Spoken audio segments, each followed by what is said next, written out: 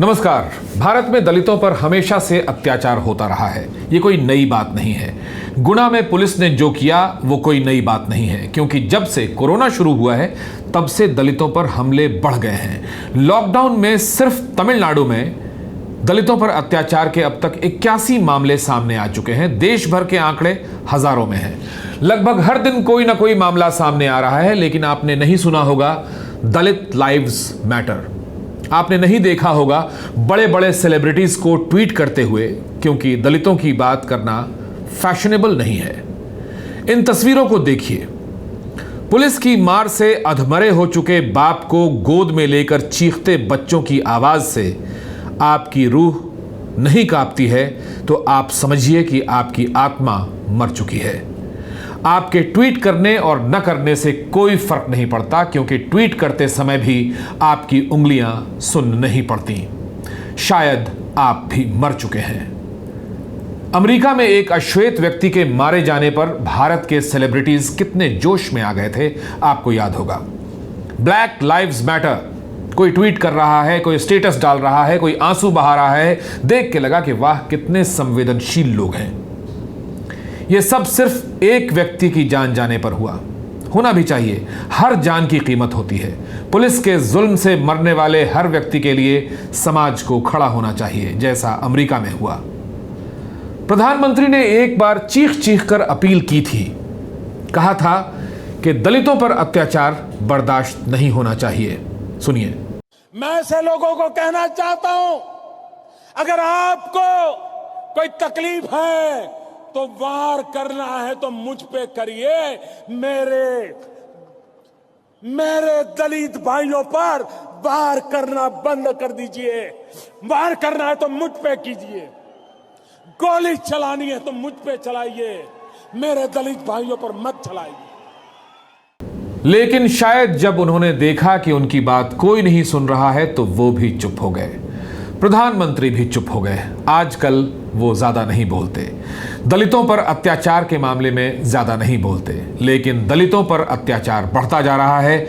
ऊना से लेकर गुना तक दलितों पर अत्याचार के मामले बढ़ रहे हैं और इससे दलित एक्टिविस्ट खासे नाराज भी हैं। सरकार बदलती है पर दलित पर अत्याचार नहीं रुकते। गुना की घटना अमानवीय है और सभ्य समाज पर कलंक लगाती है।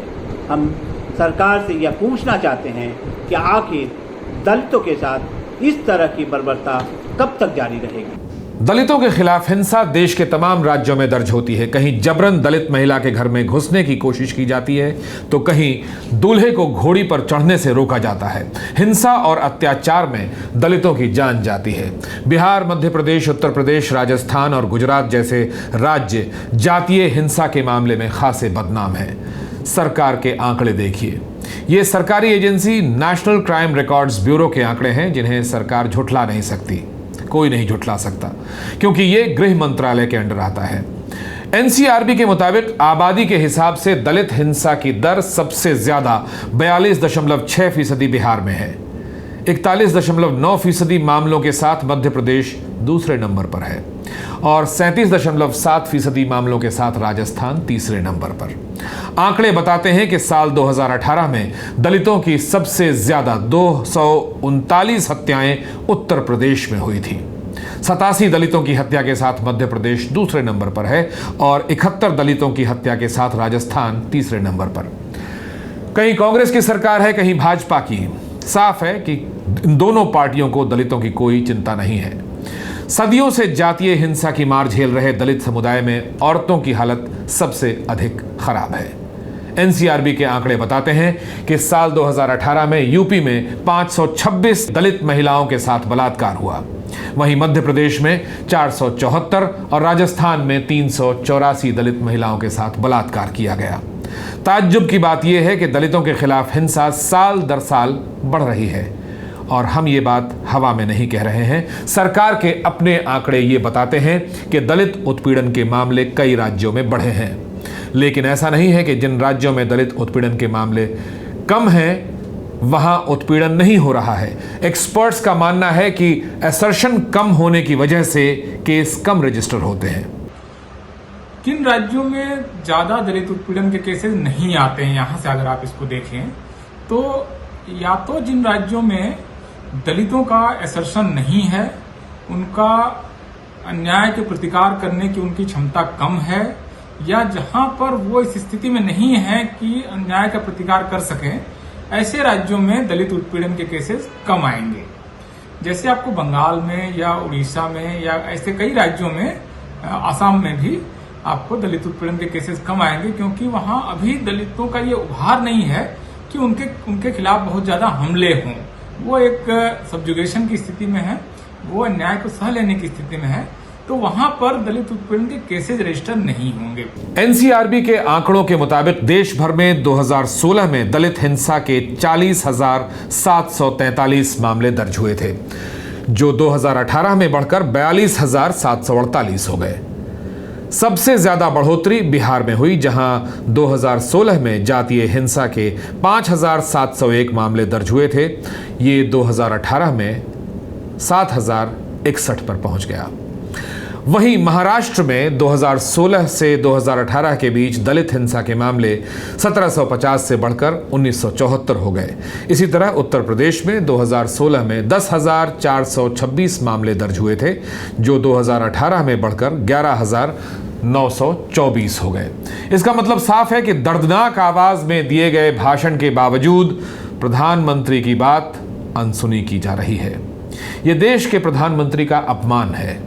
दलितों पर अत्याचार की बात करते हुए प्रधानमंत्री भावुक हो गए थे, लेकिन कोई फायदा नहीं हुआ।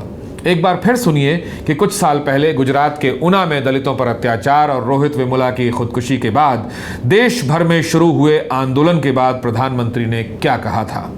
मैं ऐसे लोगों को कहना चाहता हूं, अगर आपको कोई तकलीफ है तो वार करना है तो मुझ पे करिए, मेरे दलित भाइयों पर वार करना बंद कर दीजिए। वार करना है तो मुझ पे कीजिए, गोली चलानी है तो मुझ पे चलाइए, मेरे दलित भाइयों पर मत चलाइए।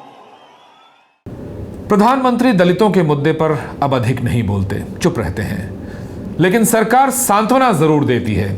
इलाके के अधिकारियों को निलंबित कर दिया जाता है, डिसमिस नहीं किया जाता। लीपापोती करके मामले को रफा दफा कर दिया जाता है। आखिरकार उस दलित की ही कोई न कोई गलती निकालकर आरोप मढ़ दिया जाता है। जैसे गुना में कहा जा रहा है कि वो सरकारी जमीन थी जिस पर उसने अनाज बोया था। हमेशा की तरह कुछ रोज के बाद घटना को भुला दिया जाएगा। सरकारी आंकड़ों में दलितों पर अत्याचार का ग्राफ ऊपर जाता रहेगा और फिर शायद प्रधानमंत्री का कोई भाषण आए जिसमें वो पहले से अधिक भावुक नजर आए। पर एक सवाल और है, ट्विटर पर यह ट्रेंड कब करेगा कि दलित लाइव्स मैटर? जख्म देकर कहते हो सीते रहो, जान लेकर कहते हो जीते रहो। नमस्कार।